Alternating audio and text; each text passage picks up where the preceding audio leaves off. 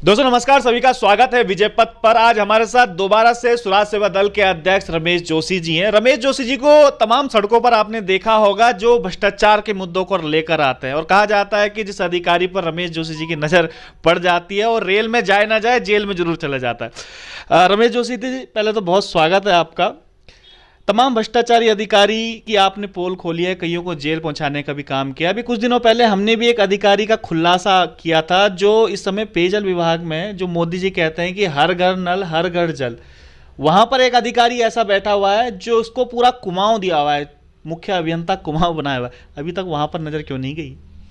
सबसे पहले सादर धन्यवाद विजय भाई आपको। मेरी नज़रों से ये भ्रष्टाचारी बच जाएं और नौकरी कर लें, ऐसा तो नामुमकिन है। बस यह कि व्यस्तता का दौर बहुत था। मैं लगातार सड़कों से सदन तक की तैयारी कर रहा हूं, और लगातार जिस प्रकार मैं अपने कार्यकर्ताओं के बीच रहता हूं तो बीच में समय नहीं मिल पाया था। बाकी कल इसका पूरे कई राज्यों में स्वराज सेवा दल के कई कार्यकर्ता इसका पुतला दहन करेंगे और विवश कर देंगे कि जो हमारे पहाड़ी अधिकारी जिस समय श्री हांकी जी जिस समय थे, उस समय जब इसके घर पे विजिलेंस का छापा पड़ा था तो उस समय के बाद ये बर्खास्त कर दिया गया था। उसके बाद इसी की लॉबी के एक अधिकारी को मुख्य सचिव बनाया गया और उसने इसको 1,85,000 रुपए की पेनल्टी डालकर वित्तीय अनियमितताओं से को बचाते हुए, इसकी संपत्ति को छुपाते हुए, और स्वयं में वो मुख्य सचिव इतना बड़ा भ्रष्टाचारी था जिसने हमारे बिल्कुल ईमानदार त्रिवेंद्र रावत जी को फेल करने का कार्य करा, और उसने 1,85,000 रुपए की पेनल्टी डालकर इसको वापस नौकरी पर रख दिया, जबकि इसको आजीवन जेल में रहना चाहिए था। इस पर गैंगस्टर की कार्रवाई होनी चाहिए थी। इस पर 420, 67, 68, 71, 120 भी आईपीसी में मुकदमा पंजीकृत होना चाहिए था। इसके खिलाफ कठोर से कठोरतम सजा होनी चाहिए थी, ताकि किसी भी भ्रष्ट अधिकारी की दोबारा हिम्मत नहीं पड़ती कि वो इस प्रकार के भ्रष्टाचारी कार्यों को की संलिप्तता में अग्रणी रहता। उनके मामलों का हमने खुलासा किया था कुछ दिन पहले, सुजीत कुमार विकास, और कई तथ्य हमने बताए थे कि किस प्रकार से ठेकेदारों की मिली भगत करके, और आपका भी फोन आया था कि कुछ और भी खुलासे आपके पास हैं इस प्रकार। देखिए, बिल्कुल आपने तो खुलासा करा, मैं तो इसको जेल भेजने का कार्य करूंगा। सबसे पहले ये क्या करता है, इनका एक नेक्सस बना हुआ है। जैसे वो एक मुख्य सचिव रिटायर हो गया है, वो और ये लगभग एक ही जगह के हैं, एक ही स्टेट से हैं, एक ही जगह के हैं, एक ही मतलब समझ लो कि ये रिश्तेदार तो नहीं है, लेकिन किसी सगे रिश्तेदार से कम भी नहीं है। उस अधिकारी को भी जेल जाना चाहिए, जेल जाना पड़ेगा। लेकिन चूंकि डबल इंजन की सरकारों की निगाह क्यों नहीं उन पर पड़ रही है। हमारे योगी आदित्यनाथ जी की देखिए, रामविलास यादव को जेल भेजने में सबसे बड़ी संलिप्तता रही, उन्होंने ही उस जांच को करवाया और वो जांच उत्तराखंड भेजी, तो आज वो जेल की सलाखों में, वरना वो भी आज बाहर घूम रहा होता।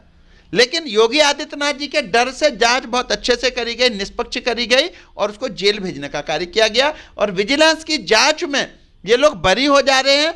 अब मैं अगला जो मैं बात करूंगा वो विजिलेंस के उन अधिकारियों पे कि जिनको जो पहले जांच करते हैं, फिर इतनी मतलब ढीला पोली कैसे रह जाती है, कैसे लुकलू रह जाते हैं कि ये लोग बाहर आ जाते हैं या ये लोग जेल ही नहीं जाते हैं। और ये जेल क्यों नहीं गया? और मैं उस मुख्य सचिव से, मैं उस सचिव से अगली बार उनकी कार्रवाई है जिन्होंने जमीनों पर कब्जा कर रखा है, कई तमाम कॉलोनियों में उनकी पार्टनरशिप है, तमाम चीज़ें हैं। मैं चूंकि कहीं भी नहीं चाहता हूं कि कहीं भी चीज़ें खराब हो, हमारे माननीय मुख्यमंत्री जी की छवि धूमिल हो, तो मैं कई बार अपने मन में जो है खून की घूंट पी लेता हूं।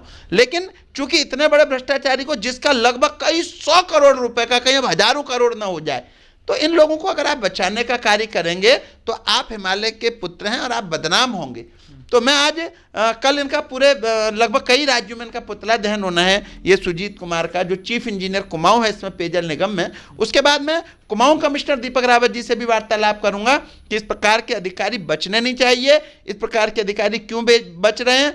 आप तमाम जिस प्रकार के कार्य कर रहे हैं उसमें से अगर ये बच रहा है तो फिर निश्चित तौर से हमारे उत्तराखंडियों का होने का बस हमको अपने आप को जो है हम कभी माफ नहीं कर पाएंगे। कौन मुख्य सचिव वगैरह थे जिनकी आप बात कर रहे हैं? मैंने क्या कहा, एक दिन में सारे खुलासे होंगे तो सब क्या हो जाएंगे, अपने आप को बचाने के लिए हो जाएंगे, एक एक करके। पहले रामविलास जी जेल गए, उसके बाद निधि यादव जी को आईएएस नहीं बनने दिया गया। उसके बाद हमने देखो, उससे पहले हमने विधानसभा भर्ती घोटाला खोला, वो भी आपके सामने है। उसके अलावा एक हमने आबकारी का भी आपके सामने रखा है। उसके अलावा देखिए सेमवाल जी का हमने घोटाला खोला। तो कहीं ना कहीं आज वो स्वास्थ्य उनका ठीक नहीं है, हम उनके जल्दी स्वस्थ होने की कामना करेंगे और उनके द्वारा जो भ्रष्टाचार किया गया उस पर भी कार्रवाई करवाएंगे। और आज जो ये पेयजल निगम में जो आज ये चीफ इंजीनियर बन के कुमाऊं में बैठा हुआ है, हमारे कुमाऊं का शोषण कर रहा है, हमारे कुमाऊं के लोगों को परेशान करने का कार्य कर रहा है, हमारे कुमाऊं में कोई कार्य नहीं हो रहे हैं, और उत्तराखंडियों पर चौथे स्तंभ को कमजोर करने के लिए पत्रकारों पर जो झूठे मुकदमे लिखवाने का इसके द्वारा कार्य किया गया है वो निंदनीय है। चौथे स्तंभ को जब तक सुराज है उनको कमजोर नहीं होने दिया जाएगा। जैसे इसने क्या करता है कि ये पहले तो बहुत सारी अकुक संपत्ति है इसके पास, इसने क्या करना है कि पुलिस के बड़े आला अधिकारियों से संपर्क करना, उनके साथ अब चूंकि अब तो बहुत ईमानदार लोग हैं, जैसे इस समय देहरादून एसएसपी साहब बहुत ईमानदार हैं, हरिद्वार एसएसपी साहब बहुत ईमानदार हैं, हमारे कुमाऊं में भी देखिए, कुमाऊं जो एसएसपी हैं हमारे नैनीताल में प्रहलाद मीणा जी ने बहुत अच्छा कार्य किया है। उसके अलावा बागेश्वर में देखिए इस समय श्री अक्षय कोंडे साहब बहुत डेड ऑनेस्ट अफसर है। तो इस समय प्रशासन की जो आईपीएसओं की स्थिति है बहुत अच्छी, और स्वयं हमारे जो डीडीपी साहब हैं वह तो डेड ऑनेस्ट हैं, गरम तवे पर बैठ के लोग रस्मा कसमा खा सकते हैं कि बिल्कुल ईमानदार है। इसलिए इस बार इसका दबाव काम नहीं कर रहा है, वरना ये अभी तक आपको भी जेल की सलाख में पहुंचाने का कार्य करते। तो हमने इसकी देखिए, सबसे पहले मैं आपको इसके एक चीज खोलता हूं। एक तो ये ठेकेदारों के साथ पार्टनर है। अच्छा, इसकी वाइफ कौन सा कारोबार करती है मुझको बताइए। ये एक मैं आपको धीरे धीरे एक पेपर दूंगा। सबसे पहले मैं 24-25 करोड़ रुपए की, देखिए संदीप लखेला जी, इनके जो पिताजी हैं वो ठेकेदार रहे हैं, उन्होंने उनके नाम और इनकी wife Ranju Kumari wife of Sujit Nivas के नाम लगभग 24 करोड़ कुछ लाख, लगभग 25 ही करोड़ मान लीजिए, और कागजों में मान लीजिए अगर इसकी जांच कराई जाएगी तो कई बहुत महंगी, कई 100 करोड़ की प्रॉपर्टी होगी।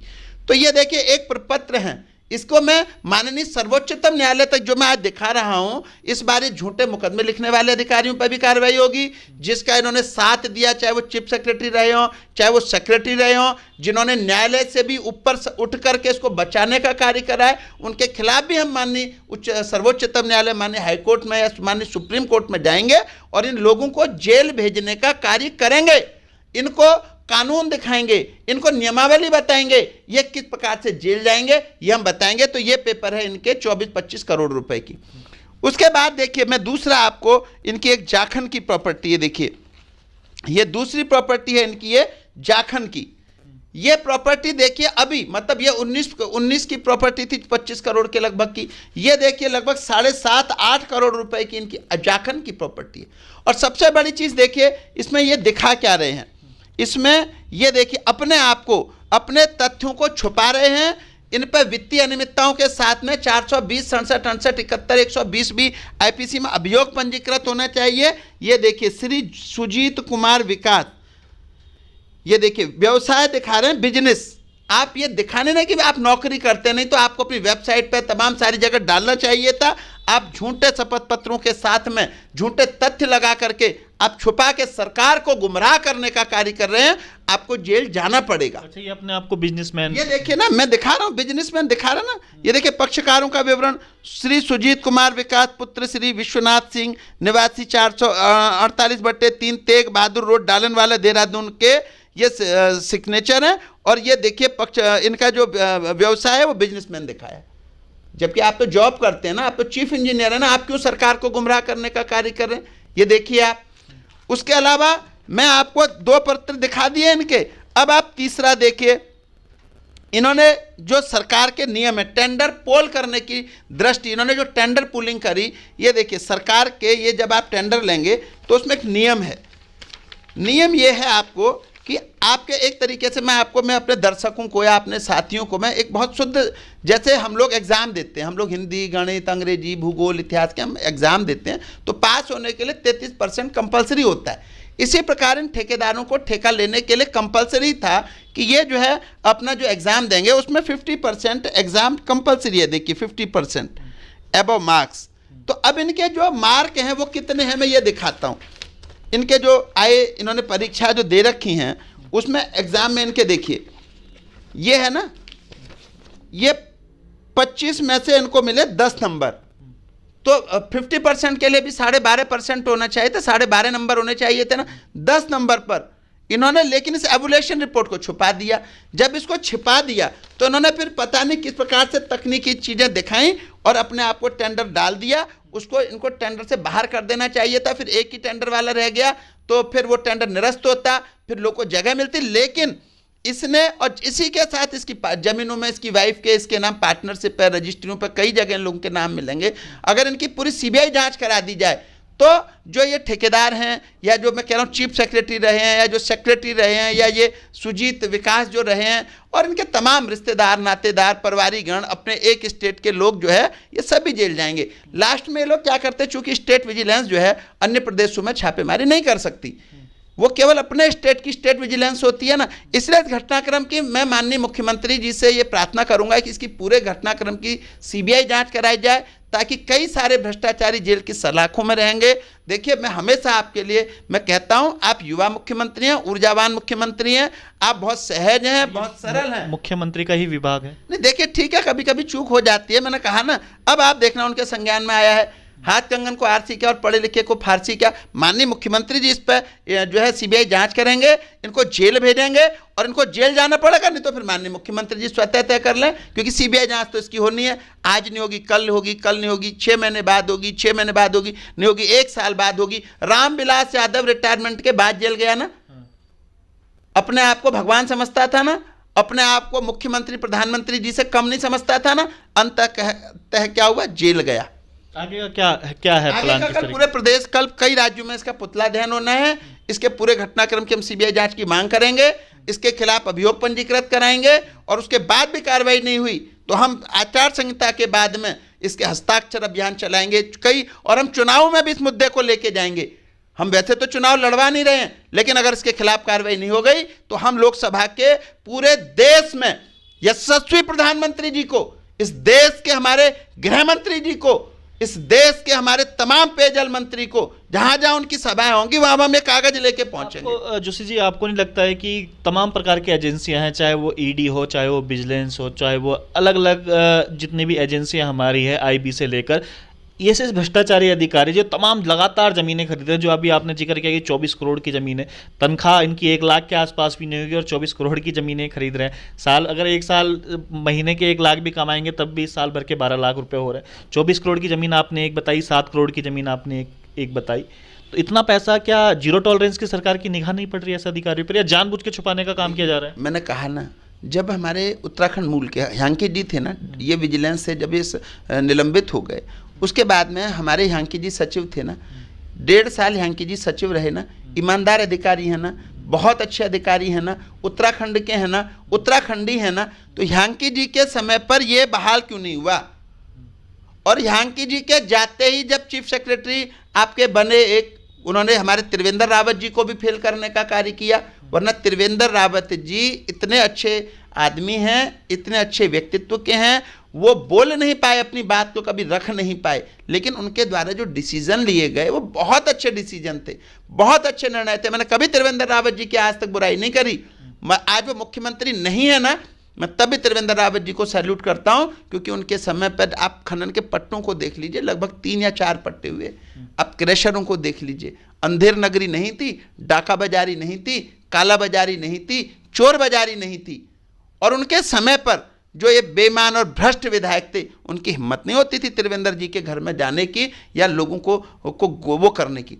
ठीक है, समय पिट गया, अपनी बात को रख नहीं पाए। जिस प्रकार से मनमोहन सिंह जी देखिए देश के प्रधानमंत्री रहे, लोग कहते चुप रहते हैं, जनता कहती है, तमाम कई कयास लगाए जाते हैं, लेकिन अर्थव्यवस्था को जो हमारे देश के यशस्वी प्रधानमंत्री जी रहे मनमोहन सिंह जी, उन्होंने उस व्यवस्था को जिस समय उठाया जब पूरे विश्व में एक क्रांति हो रही थी, जिस समय पूरी अर्थव्यवस्था चौपट हो रही थी, उस समय जो हमारे मनमोहन सिंह जी ने उस अर्थव्यवस्था को उठाने का कार्य किया, वह निश्चित तौर से इतिहास कभी भूलेगा नहीं, स्मरण रहेगा। और ऐसे त्रिवेंद्र रावत जी के समय पर बहुत भ्रष्टाचार पर लगाम थी, नियंत्रण था। देखिए बहुत अच्छी चीज़, अब मैं क्या कहूँ, लेकिन मैं उनकी बहुत तहे दिल से उनको रेस्पेक्ट करता हूँ, सम्मान करता हूँ। आपको लगता नहीं कि जैसे हर घर नल हर घर जल मोदी जी की योजना है, प्रधानमंत्री कई बार आते हैं तो उसका जिक्र भी करते हैं, जिस समय त्रिवेंद्र सिंह रावत जी थे उनके समय पर ये सब चीज़ें शुरू हुई थी, और आज के समय में जो हमारे खुद जो मुख्यमंत्री हैं अभी वर्तमान मुख्यमंत्री, वो भी हर घर नल हर घर जल, पहाड़ों में स्थिति पता है, और ऐसे में इसके ऊपर बैठा पूरा ये भ्रष्टाचारी अधिकारी जिसकी आपने इतनी पोल पट्टी खोली है, तो इस पर कार्रवाई नहीं हो पा रही है। सबसे बड़ा सोचनीय विषय है। होगी ना, मैंने कहा नहीं होगी तो ये लोग भी जेल जाएंगे जो कार्रवाई नहीं कर रहे हैं। मैंने क्या कहा, होगी जरूर, होगी जरूर। कब होगी ये इनका भाग्य तय करेगा।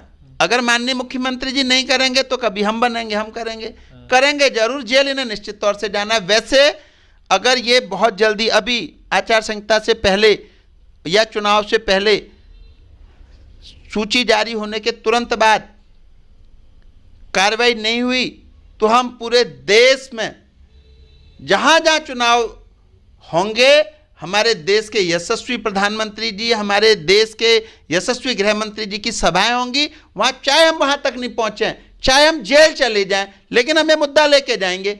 तय कर लें मुख्यमंत्री जी कि इसमें कार्रवाई होगी या नहीं होगी। कुछ और नाम भी हैं सूची में इस प्रकार के, क्योंकि ये खाली एक अभियंता है कुमाऊं का, उसके पास इतनी संपत्ति है, तो उत्तराखंड में तो पता नहीं ना जाने कितने और लोग। मुख्य सचिव जो रिटायर हो गए वो है ना, मैं बता तो रहा हूँ आपको, नेक्स्ट नंबर उन्हीं का इसी में है। जांच होगी, सीबीआई जांच होगी, या हमारे के साहब जांच कर लें, या हमारे राजेश भट्ट साहब को जांच दे दी जाए, हमारे अक्षय कोंडे साहब को जांच दे दी जाए, और हमारे देखिए अजय सिंह साहब ने जब वो घोटाला खुला था, बेरोजगार भर्ती घोटाला, कितने लोग को जेल भेजा, वो तो उसके बाद वो नहीं रहे, वरना तो मुख्य जो आरोपी था वो भी जेल जाता, कई मंत्री भी जेल जाते। अच्छे लोग जांच करेंगे तो निश्चित तौर से जेल जाएगा। चलिए उम्मीद करते हैं, क्योंकि तमाम भ्रष्टाचार का खुलासा लगातार करते रहते हैं रमेश जोशी जी, और मैंने जो शुरुआत में डायलॉग मारा था, रेल में जाए ना जाए जेल में जरूर जाता है, तो एक भ्रष्टाचारी अधिकारी जो इस समय पेयजल में मुख्य अभियंता कुमाऊं बना बैठा है, उसकी तमाम इतनी सारी प्रॉपर्टियां अभी तक जो उसने खरीदी है, तो कहीं ना कहीं एक शंका भी होती है कि जब एक अदना सा अधिकारी इतनी प्रॉपर्टी ले सकता है, और कितने अधिकारी ऐसे होंगे। तो उम्मीद करते हैं जिस प्रकार से रमेश जोशी जी कह रहे हैं कि जेल भेजेंगे और जेल जाने का एक काम करेगा, वरना चुनाव आ रहे हैं, चुनाव में इस प्रकार का विरोध किया जाएगा। अब देखने वाली बात यह होगी कि धामी सरकार क्या ऐसे अधिकारियों को संरक्षण देगी या जेल भेजने का काम करेगी, क्योंकि खुद ये धामी जी का विभाग पेयजल विभाग है। तो उम्मीद करते हैं कि जल्द से जल्द ये तमाम मुद्दों पर जल्द से जल्द कार्रवाई हो।